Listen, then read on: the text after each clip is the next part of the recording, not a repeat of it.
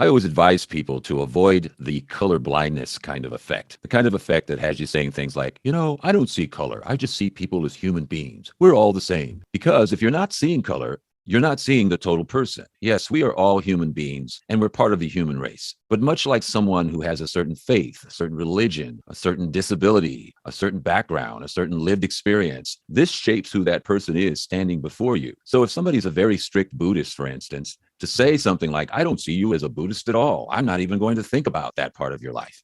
You're just missing a good part of who that person is and how they self-define and how they self-identify. And so by examining people and looking at people and interacting with people and not being colorblind, you can understand why certain things affect them a certain way, why certain things make them sad, why certain things that you might not relate to make them angry. We are all a product of our lived experience. We're all creatures of habit too. I go to the same grocery store, the same gas station, and I don't venture much out of my own little comfort zone. But I would suggest to everyone that you break out of your bubble and change up your routine. Next time you go shopping, go to a completely different neighborhood. Maybe go to the International District in Seattle or the Black community in the CD, the Central District, which is also in the Seattle area. Because documentaries and book clubs are great, but that's a very passive way of interacting with people because you're not really interacting with them. You're learning about them, you're learning about history, and that's important. But nothing beats actually eyeballing somebody and sitting down and really getting to know someone. And it gets rid of that dreaded disease called colorblindness. What are just some of your thoughts about how our society can do a better job at just improving race relations? Mm-hmm. Yeah, I think that's a really interesting question because I think that a lot of people's views right now on where we are with racism seem to be a lot more progressive than where I feel like we really are. And I think that the term that I've been hearing a lot lately, I guess within the past year or two, is people saying like, I don't see color. And I think that the intent of that is to try and be inclusive and to try and show that culture diversity and things like that. But from what I hear what I feel and what I hear when I hear that is you're no different than me. And I think that that's not the message that needs to be given and put across. I think that people absolutely should see color and should recognize that a Black person is different than a white person, and that people have different identities and cultures and backgrounds. So while there have been a lot of work being done with diversity and equity and inclusion, I think that not only continuing that, but just really honing in on specific statements like that are made and knowing how that can affect people of color. Well, I think the other thing for me that comes to mind is that when you say that about a person's color, their gender, their religion, their lived experiences are all part of who they are. So when you say that, right off the bat, I don't see color and everything associated with that, especially in this country, color has played a very significant role in our history and how people were treated and mistreated, that you're not seeing the whole person. And the other thing I think of is a lot of times when people say that, if you're part of the dominant culture where 9 out of 10 people look like you, and then you tell the one person doesn't look like you, well, I'm not really seeing you, you're just like me. I wonder if that was reversed, if the person would be saying the same thing, Right. So, and I think also, thirdly, it just lets people off the hook because then, well, if I just see you as just a person, I don't have to really address any of the things that affect you or that I might be doing that affect you because you're just like me, so yeah. So I appreciate that answer. In the past, you had discussed just some examples of ignorant comments or things that made you feel uncomfortable or microaggressions. Does anything come to mind right off the bat that you could tell us about? Yeah, and I think also when it comes to that, I think it's important to remember intent and to be able to take microaggressions or things that might feel or seem like microaggressions and be very thoughtful about, how they're coming across. Here are some of the dangers of color blindness. Relationships are superficial. A person's racial background is part of who they are.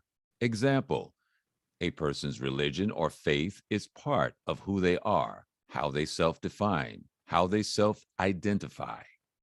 Experiences based on race, gender identity, and abilities can shape lived experience and help shape a person's personal lens. Because the thing about microaggressions is that it's not, they're usually not these blatant, horrible things that are very derogatory that are said. A lot of times they're kind of ignorant statements, a lot of times.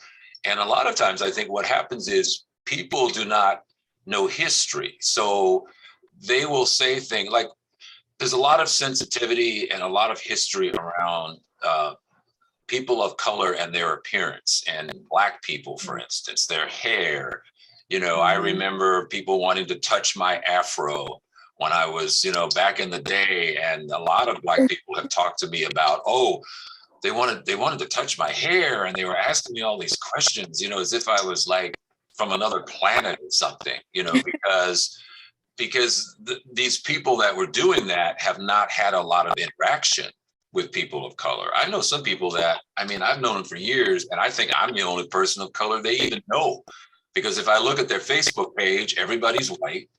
If, every time I see them, they're surrounded by people that are white. And occasionally, if I do see them with their one Asian friend, their one Black friend, I almost feel like sometimes they feel like, oh, I've checked the box, I have a Black friend, and then and what's funny is that Black friend's opinion is supposed to represent all Black people. Well, my Black friend says he's not offended by that kind of thing. So that the shampoo question, I had a gentleman ask me, a 45-year-old white man from Utah, and he actually was so apologetic before he even asked the question.